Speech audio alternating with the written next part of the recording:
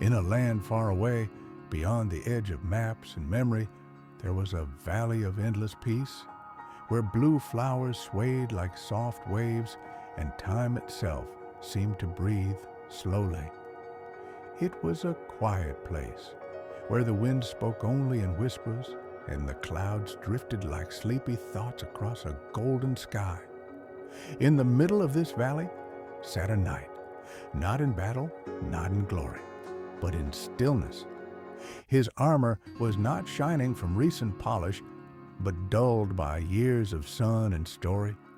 He sat on the ground, among the blue blossoms that brushed against his greaves like curious children, their petals whispering secrets only flowers knew.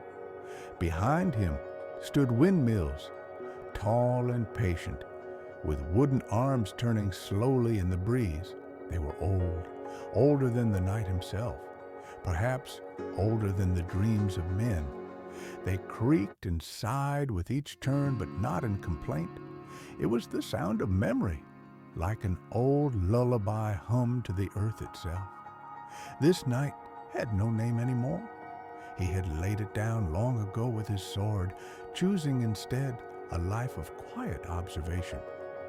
Once he had fought dragons, real or imagined, it didn't matter. He had charged into storms of arrows and ridden through villages that now existed only in song.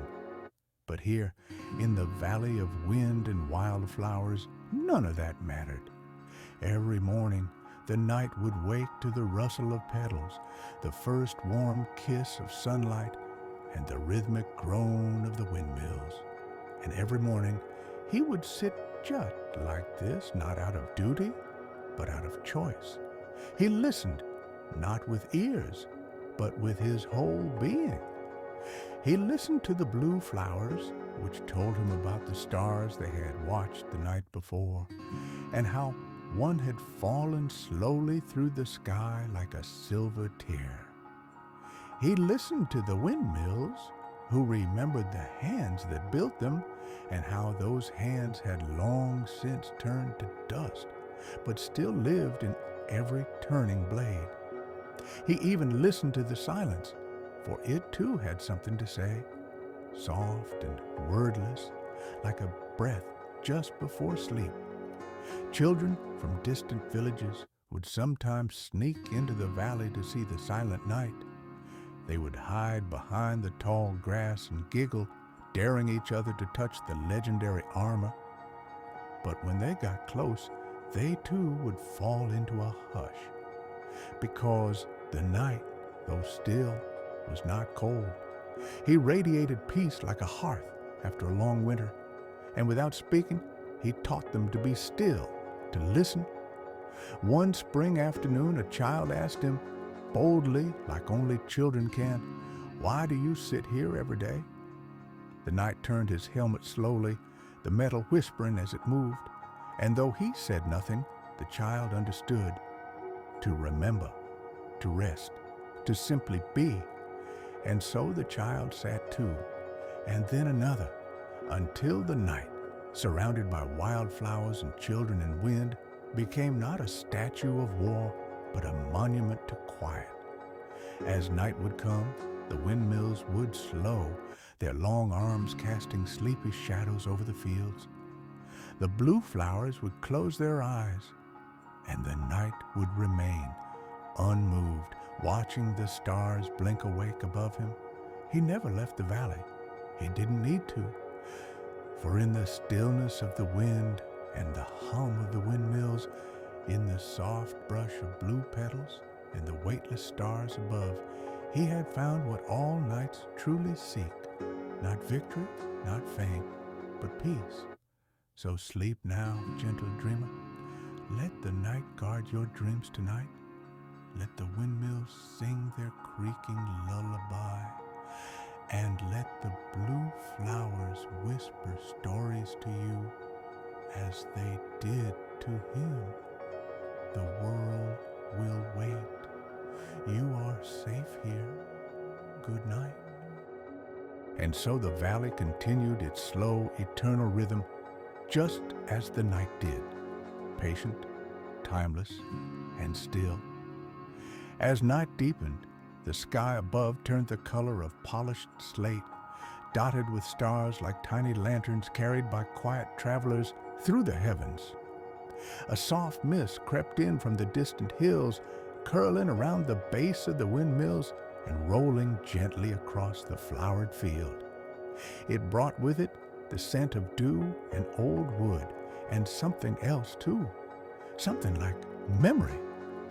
The knight sat with his hands folded, the cool metal of his gauntlets now beaded with moisture. He did not stir, not even when an owl swooped low over the flowers, its wings silent as thought, not even when the moon rose high, casting silver light that danced on the petals like soft music. In his mind, old stories sometimes stirred not sharply, but like echoes from a distant hall, a campfire long gone cold, the clang of steel on steel, a song once sung by a squire who always laughed too loud. He remembered not names, but feelings, the weight of a burden lifted, the ache of farewell, the strange peace that follows surrender. And then, as he did on some nights, the knight dreamed. But his dreams were not of battles or castles or quests. He dreamed of feathers drifting on air, of cool streams running over stones smoothed by time. He dreamed of sitting just like this in fields of blue as the world slowly turned and the windmills danced with the breeze. Sometimes in these dreams, the flowers would speak in voices like water. They told him of seasons long past, of the first flower that bloomed in this valley bold and bright long before he arrived. They spoke of bees that came and went, of clouds that painted the sky in shifting forms.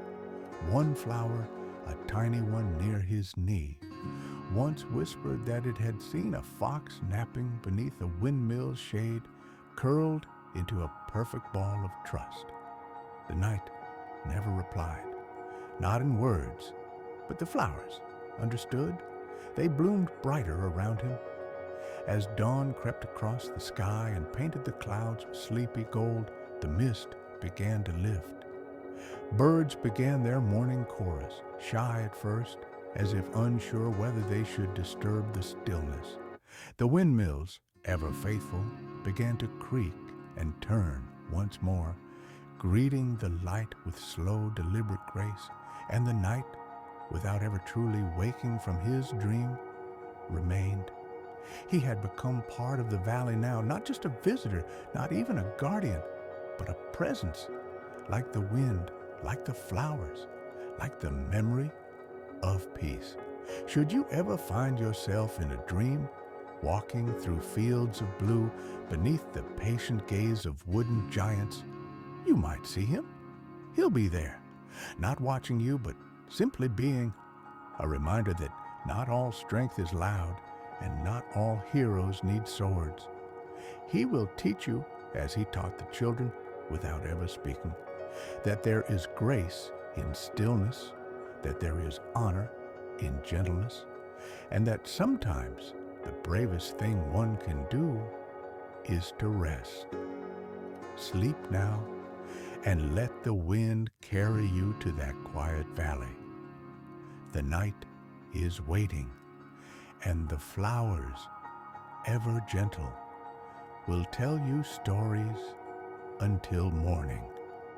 The sun, in its soft descent, warmed the sky like a sigh, brushing the tops of the wildflowers with golden light. The blue of their petals deepened, dew-kissed and radiant, while the windmills turned with a renewed sense of purpose, as though they too had dreamed through the night and awoken wiser. The knight, unmoving but not lifeless, sat as he always had, but something within him seemed to glow with that same early light.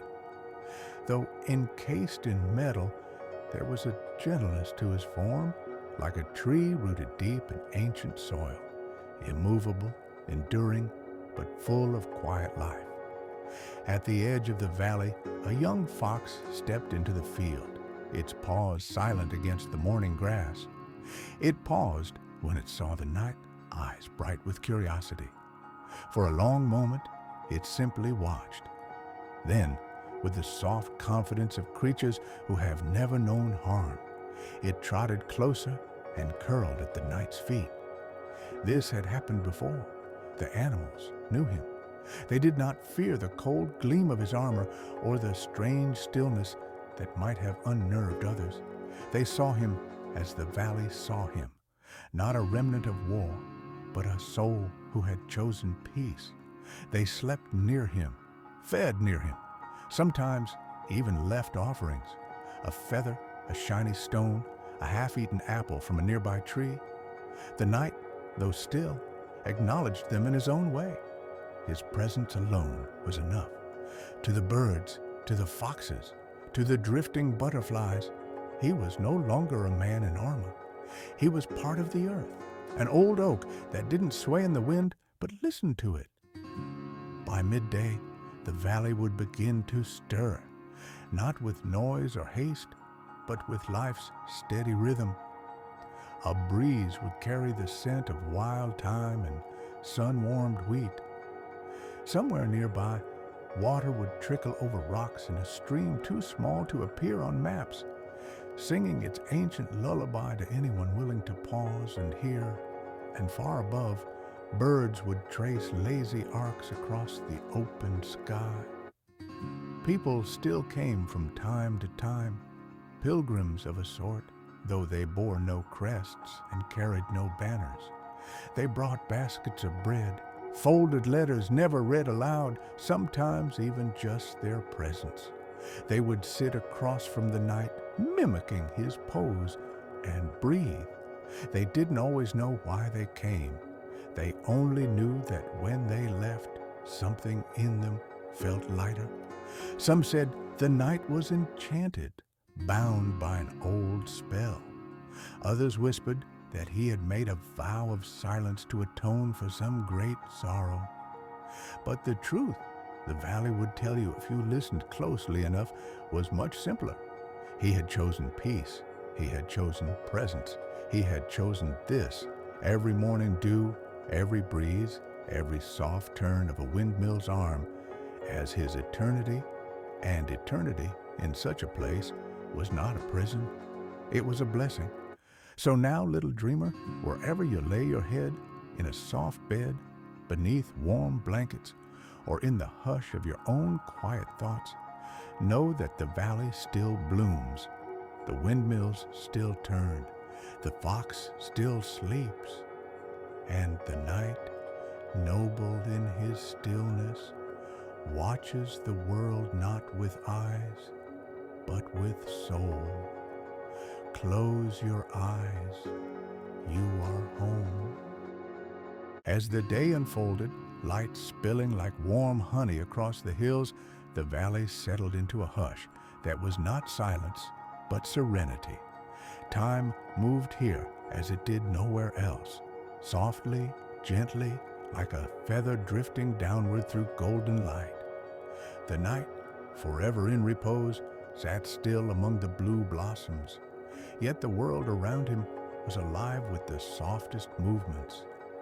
A butterfly with wings like painted glass danced through the air, landing for a moment on the tip of his armored knee. A breeze passed, and the blue flowers tilted in unison, as if bowing in respect to something greater than themselves.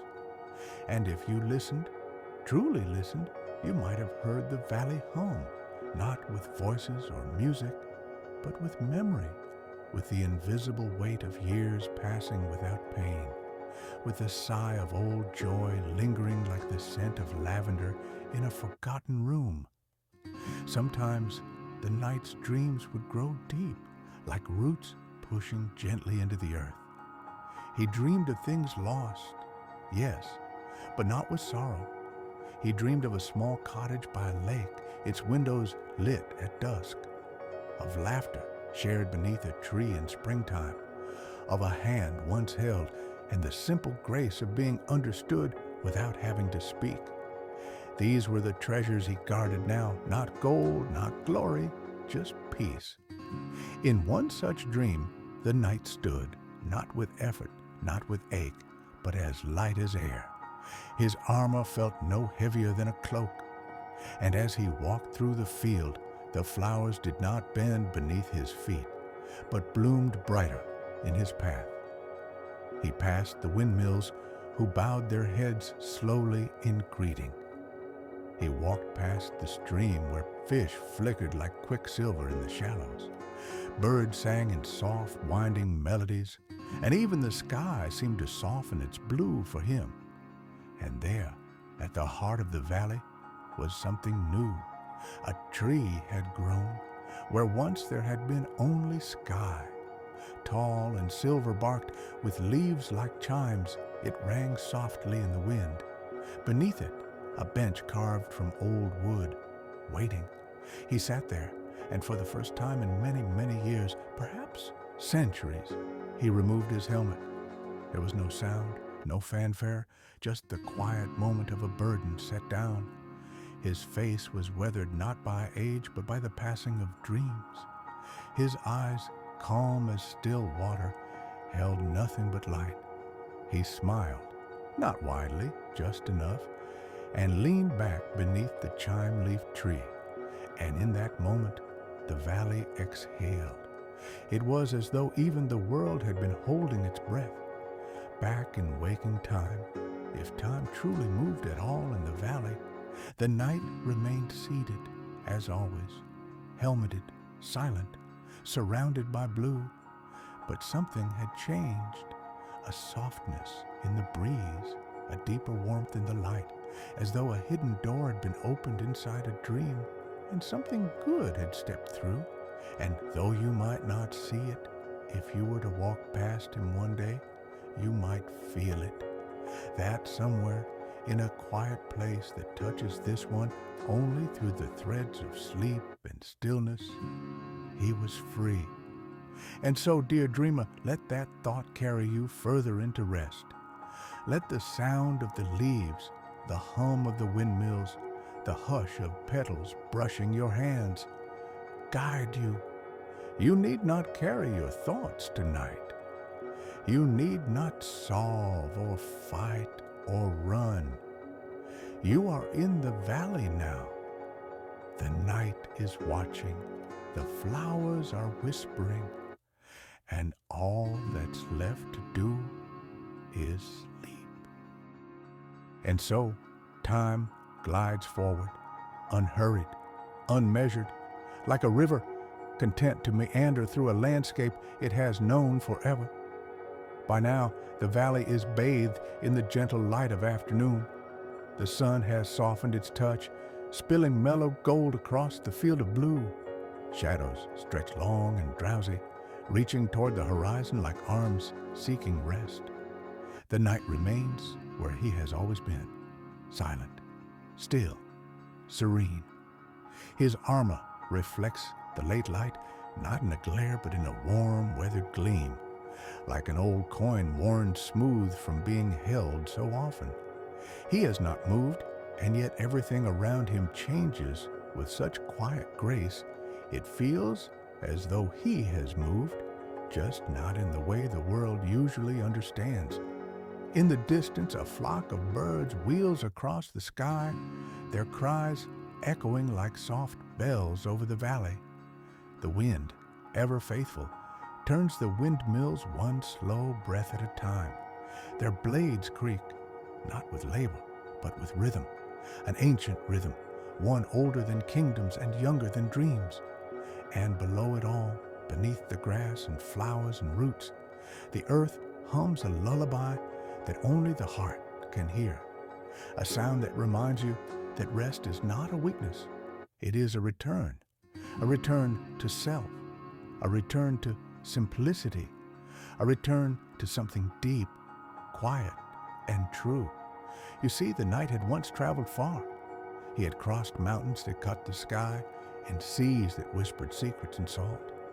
He had chased echoes, chased justice, chased purpose. He had held swords and promises and losses, but in the end, he found something more powerful than all of those. He found stillness, and he stayed, not because he had nowhere else to go, but because he had found at last a place where everything already was. In this place, the air itself is gentle, as if it has been taught not to disturb. Even the clouds, slow drifting and soft, seem to know that this is not a place for storms. Children who wander into the valley now do not speak above a whisper. They do not pick the blue flowers, though they want to. Instead, they sit near the night and close their eyes, learning in their silence what it means to feel safe without needing to understand why. And when they leave, they do so quietly, with their hearts somehow fuller. Some believe the valley exists only in dreams.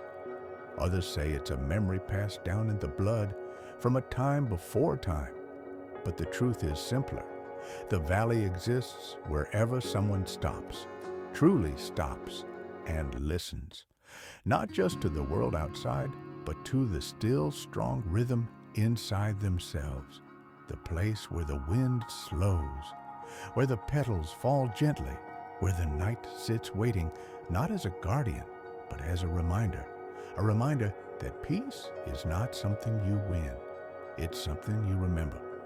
And now, as night begins to stir once more, you feel it too, your body sinking deeper into your bed, your breath matching the rhythm of the windmill's turn, your thoughts fading like footsteps behind you.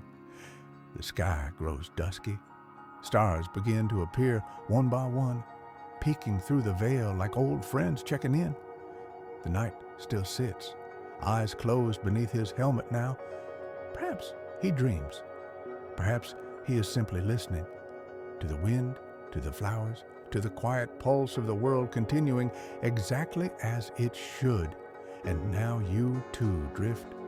The field grows softer, the light grows dim, the world folds in like a blanket. You are here, you are safe, you are resting in the valley, and the night is with you, always. Sleep deeply now, traveler. We'll meet again in the blue field. The stars arrive slowly, as they always do, without rush, without fanfare. One by one, they settle into their places, scattered across the darkening sky like lanterns lit for dreamers. The valley has changed its color again. Where once there was gold and green and soft blue, now everything wears the velvet of twilight.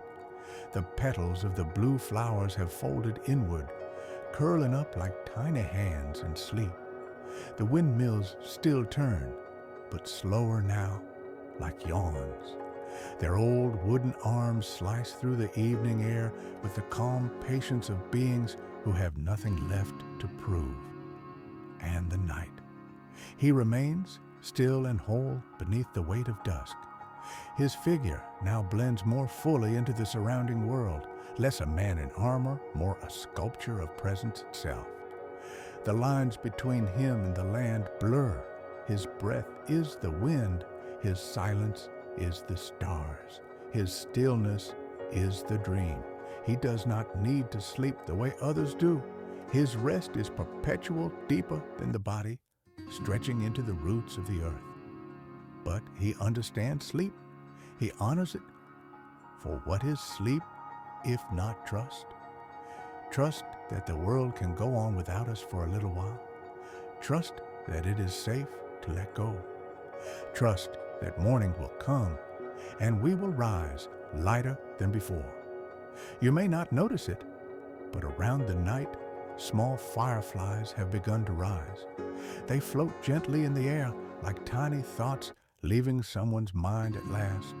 They hover, blink, and drift, making constellations in the space between grass and sky. One even lands upon the night's shoulder. Its light pulses gently like a heartbeat, and for a brief moment it reflects in the polished edge of his chest plate, just over where his heart would be. You wonder, does he see it? And even if he doesn't, you know he feels it. Because here in the valley, everything is felt, even the things we do not say, especially the things we do not say. Far away now, in another part of the world, someone is stirring. Someone is waking. The light is returning to places you cannot see, but not here, not yet. In this place, night is just beginning, and it will stay a while longer, just long enough for you to rest completely. So breathe slowly now. Let your fingers uncurl. Let your body melt into the softness beneath you. Let the last thoughts of the day drift like fireflies, rising up, up and gone. The night watches over you, not to guard against danger, but to remind you that it is already gone. There are no dragons here, no battles, no burdens, only sky, only wind, only peace. Even your name feels lighter now, as if it, too, is resting. Let it rest. Let everything rest. The stars overhead are shifting, quietly drawing the old stories across the sky. And if you dream, you might walk among them. You might ride a windmill's blade to the clouds, or speak with the flowers in the soft language of petals and breeze. You might even sit beside the night beneath the tree with chime leaves, saying nothing, understanding everything. Because here, in this timeless dream-spun valley, words are not needed. Only stillness, only presence, only breath. So let yourself drift further, let go, and sleep. The blue fields will be here when you return. The wind will still sing its quiet song. And the night will be waiting, just as he always has, just as he always will.